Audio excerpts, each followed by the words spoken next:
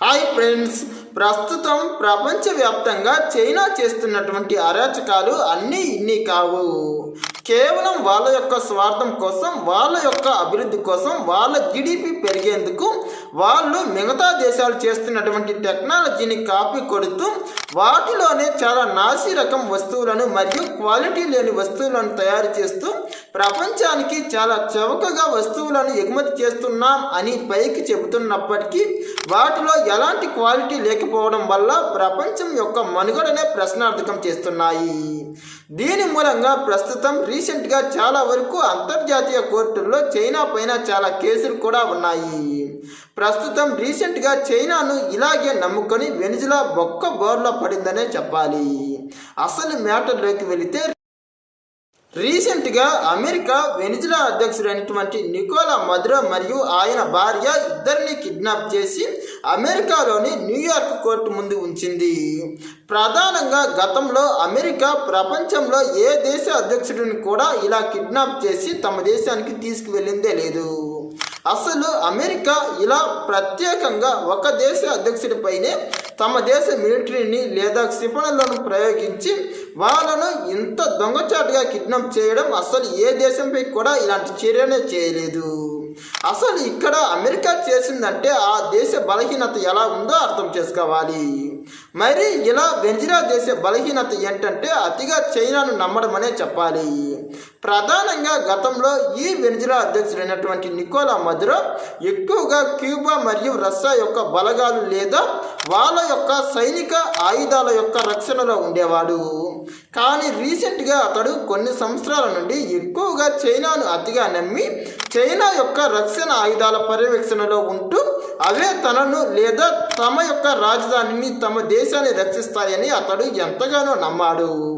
కానీ తీరా అమెరికా దాడి చేయగానే అవి కనీసం ఒక్క రోజు ఒక్క గంట కూడా అమెరికా ముందు నిలవలేకపోయాయి.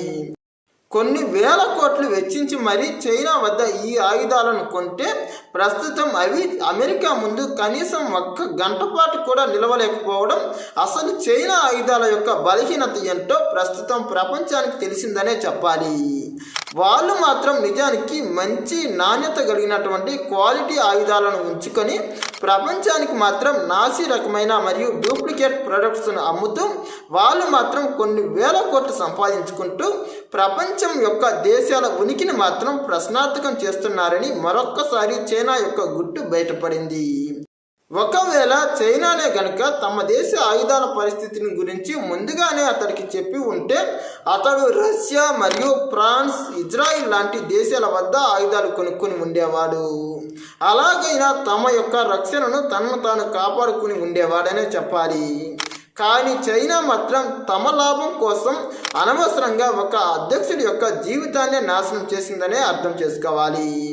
ఇలా ప్రస్తుతం ప్రపంచం మొత్తానికి చైనా యొక్క జిత్తులమారితనం ఈ వెనిజులా విషయంలో బయటపడిందనే ప్రత్యేకంగా మనం ఆలోచించవచ్చు. ప్రధానంగా వీళ్ళు తమ దేశం యొక్క అభివృద్ధి కోసం ప్రపంచం మొత్తం మీద నాసి రకం డూప్లికేట్ ప్రొడక్ట్స్ను అమ్ముతూ వాళ్ళు మాత్రం కొన్ని వేల లక్షల కోట్లను సంపాదించుకుంటున్నారు.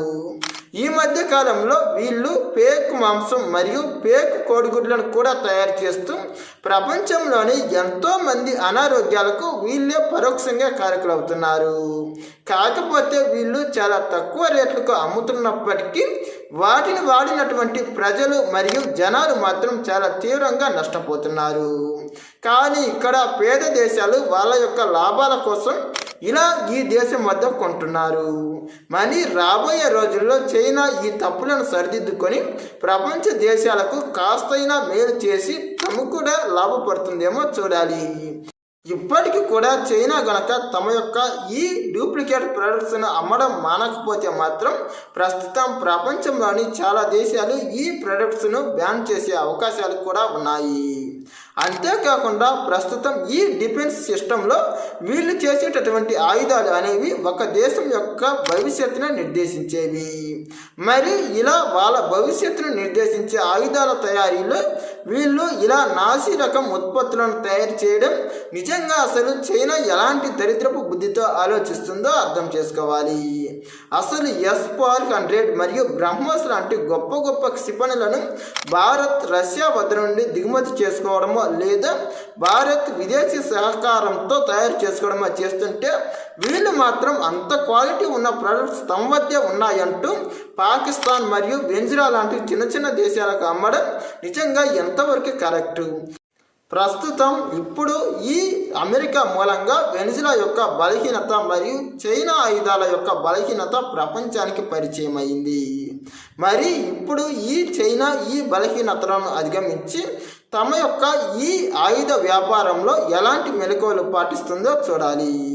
ఏది ఏమైనా చైనా మాత్రం ప్రపంచాన్ని తమ యొక్క డూప్లికేట్ ప్రొడక్ట్స్తో చాలా మోసం చేస్తుందనే చెప్పాలి. ఇక ఈ నికోలా మదురో కూడా తన యొక్క అతి విశ్వాసం వల్ల ఈ చైనాను నమ్మి ఒక్క బోర్లా పడ్డాడనే చెప్పాలి. ఇలాంటి మరిన్ని ఇంట్రెస్టింగ్ వీడియోస్ కోసం మా ఛానల్ను సబ్స్క్రైబ్ చేయండి. ఈ వీడియో నచ్చితే లైక్, షేర్, కామెంట్.